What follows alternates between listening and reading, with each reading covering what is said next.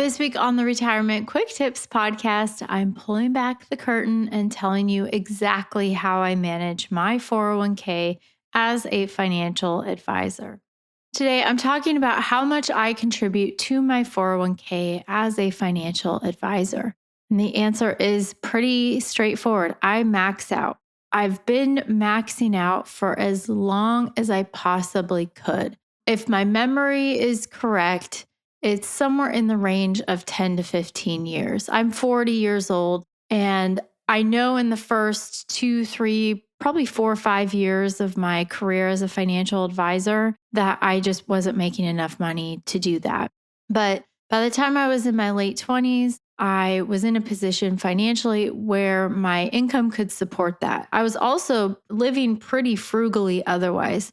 So we had a house by then, but our mortgage was pretty affordable. We had no kids, we had no debts, no big bills. I was playing a lot of golf, but otherwise, I didn't spend a lot of money on traveling, going anywhere, eating out. I just worked, played golf, and went home, cleaned my house, repeat.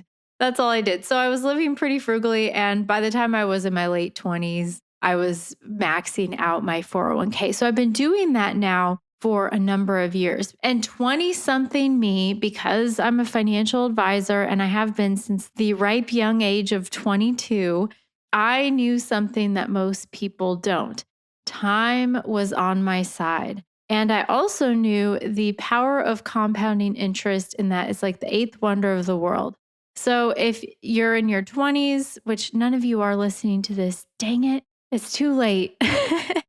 But if you're talking to your 20-something child, send them this episode, please, because I made a lot of financial sacrifices so that I could contribute as much as possible as early as possible. And that's what I would tell anybody living today. I know things are different. Inflation has absolutely been crushing over the last several years. Typical everyday expenses like gas, groceries, housing, it's all very, very expensive. And it was a different time back then. I started my career as a financial advisor in 2007, and the cost of living compared to today is way more affordable.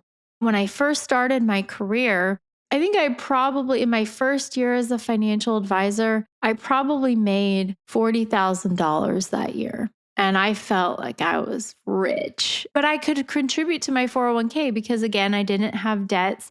That year, I probably saved maybe 10 or 12%. I ended up putting a few $1,000s in my 401k, and I tried to up it a little bit every year. And so by the time I got to my later 20s, as my income continued to go up and my expenses didn't really keep pace with that because I was not allowing the lifestyle creep to happen, I was able to max out my 401k by that point.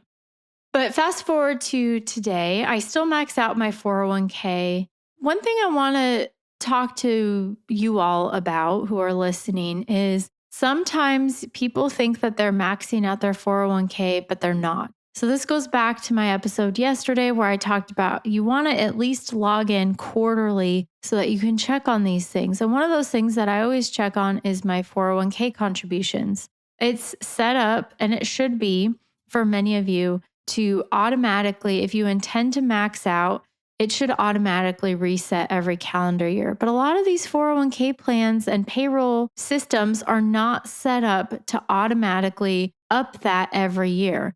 I've had situations with clients where I'm like, how much are you contributing to your 401k? And they're like, I maxed it out. And then I actually get their statement and I see what they contributed last year. And I was like, Bob, you were maxing out like 5 years ago, but not anymore because it didn't auto increase every year to keep up with the fact that the 401k maximum limit, it doesn't go up every single year, but it generally goes up a little bit every year. So you want to make sure that if your intention is to max out, that is what you're actually doing.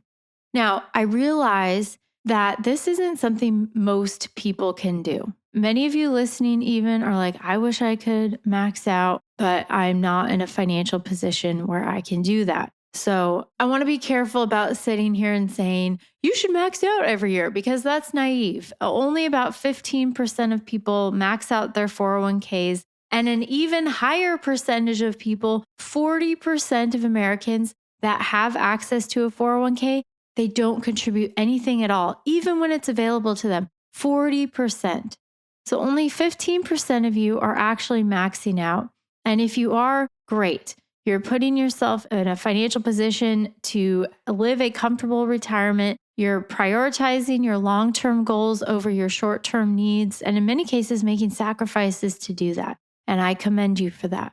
But if you are not in a position where you can max out what you're contributing, just start where you are. So if you're saving 5% of your paycheck, try to increase it by a percentage or two. Go to 6 or 7%. If you're saving a certain dollar amount every paycheck, that's great. Try to increase it a little bit. Because that money comes out of your paycheck and it gets deducted before you hit your bank account, you don't have a chance to spend it. You don't have to think about it. It's a really easy way to ensure that you're setting aside enough money for your retirement. So start where you are. If you are not already maxing out, try to do a little bit more, 1% more, $10 or even $20 more, because every little bit counts and it's going to help you in the long run.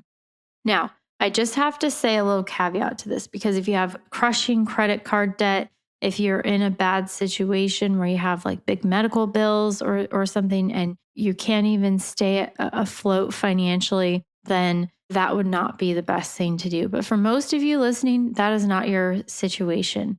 You're spending too much right now and you're not setting enough aside, saving enough for retirement, even though you could, because you're not maxing out. So again, if you're not maxing out and you are able to do a little bit more, just start where you are. Try to save a teeny tiny bit more than what you're saving right now. You won't miss it, I promise.